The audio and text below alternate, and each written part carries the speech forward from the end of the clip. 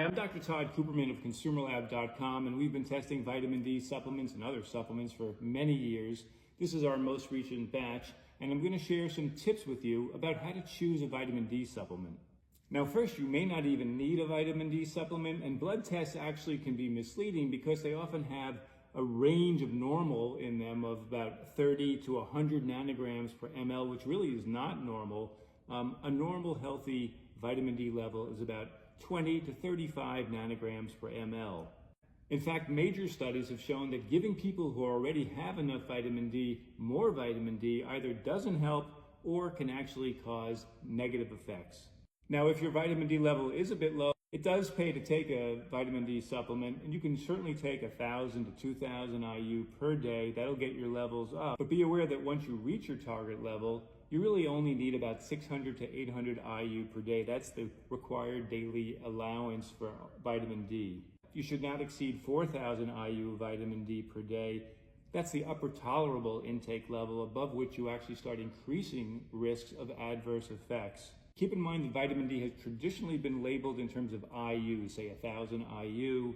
However, that's actually 25 micrograms, and that's the preferred scientific way of expressing vitamin D now. So again, for every 1,000 IU, it's really 25 micrograms. So a 2,000 IU dose would be 50 micrograms. Now, some really great things about vitamin D is that it can be very inexpensive to get high quality vitamin D. That's what our tests have shown. You can get a good dose of vitamin D for 5 cents a day.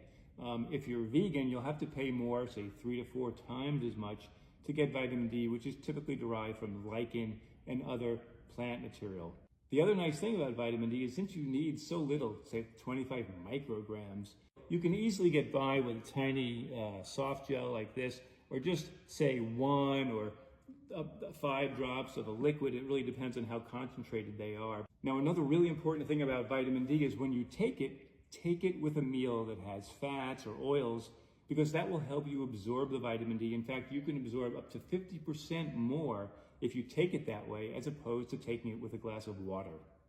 A potential problem with vitamin D supplements is because they're supplements, they're not regulated as closely as drugs.